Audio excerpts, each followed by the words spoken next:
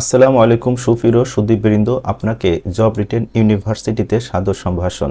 Job written university এর সত্য জ্ঞানের পাঠশালা পর্ব আজ 11তে আপনাকে সাদর সম্ভাষণ। আজ শনিবার 11 জানুয়ারি 2025।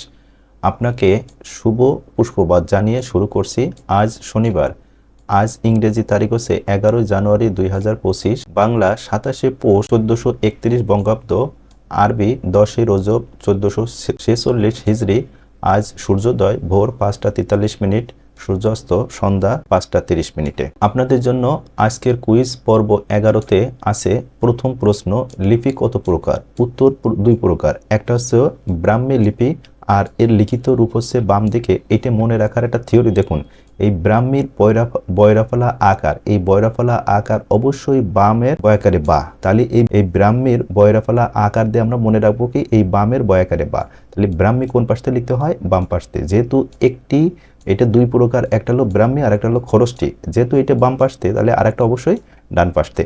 মনে রাখবেন যে ব্রাহ্মী এইরকম একটা যদি পেজ থাকে তাহলে আমাদের এই বাম পাশে লিখতে হয়। এই জন্য আমাদের বাংলা ভাষা উৎপত্তি হয়েছে কি ভাষা থেকে? এই ব্রাহ্মী লিপি থেকে আমাদের বাংলা ভাষা আসছে, এই জন্য আমরা বাম পাশে লিখি। আপনার জন্য আজকের কুইজ হচ্ছে আধুনিক বাংলার এই লিপির জনক কে? এখানে ব্রাসি হেলহেড, 2 খ নম্বর দেওয়া আছে পঞ্চানন কর্মকার, গ নম্বর দেওয়া আছে উইকলিক্স, ঘ নম্বর দেওয়া আছে ঈশ্বরচন্দ্র বিদ্যাসাগর।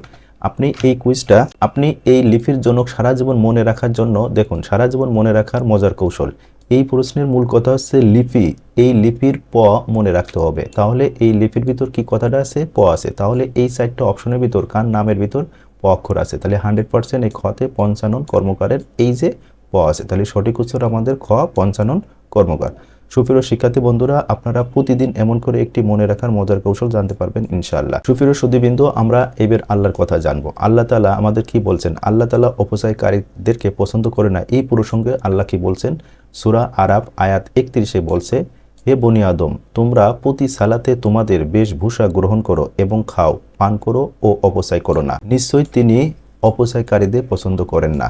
আজকের ইতিহাসে পুরাতন পাতা থেকে অর্থাৎ 10 জানুয়ারি পৃথিবীতে কি ঘটেছে সেই ইতিহাস আমরা জানবো। ইতিহাস 1613 সালে মুঘল সম্রাট জাহাঙ্গীর ইস্ট ইন্ডিয়া কোম্পানিকে সুরাটে কারখানা স্থাপনের অনুমতি দেন। 1922 সালে মানবদেহে ডায়াবেটিস রোগের প্রথমবারের মতো ইনসুলিন ব্যবহার হয়। 1972 সালে বাংলাদেশের রাষ্ট্রপতি অস্থায়ী সংবিধান জারি করেন। এই ঘোষণা অনুযায়ী একটি গণপরিষদ গঠিত হয়। আজকের দিনে জন্ম হচ্ছে 1921 সালে লেখিকা নীলিমা ইব্রাহিমের জন্ম। 1938 সালে মীর শওকত আলী বীর উত্তম খেতাবপ্রাপ্ত বাংলাদেশি মুক্তিযোদ্ধা এবং সেক্টর কমান্ডারের জন্ম। 1945 সালে সাইমন ড্রিং আন্তর্জাতিক পুরস্কার বিজয়ী বৈদেশিক সংবাদদাতা, টিভি উপস্থাপক এবং প্রতিবেদন নির্মাতা। আজকের দিনের মৃত্যু 2015 সালে চাষী নজরুল ইসলাম খ্যাত বাঙালি চলচ্চিত্রের মৃত্যু। আজকের দিবস আসে 11 জানুয়ারি জাতীয় মানব পাচার সচেতন দিবস, 11 জানুয়ারি কর্ম দিবসে আন্তর্জাতিক সমতা, 11 জানুয়ারি আন্তর্জাতিক ফিদ মাস্টা বৈদালি দিবস। আজকের বিখ্যাত উক্তিদের ভিতরে আছে, স্বপ্ন সেটা নয় যেটা মানুষ ঘুমিয়ে ঘুমিয়ে দেখে, স্বপ্ন সেটাই যেটা পূরণের প্রত্যাশা মানুষকে ঘুমাতে দেয় না। APJ আব্দুল কালাম। আপনার জীবনে পরম শান্তি বয়ে আসুক। ধন্যবাদান্তে জব MCQ ইউনিভার্সিটি। সুপ্রিয় শিক্ষার্থী বন্ধুরা, আপনারা সুস্থ ভালো থাকুন। আল্লাহ হাফেজ।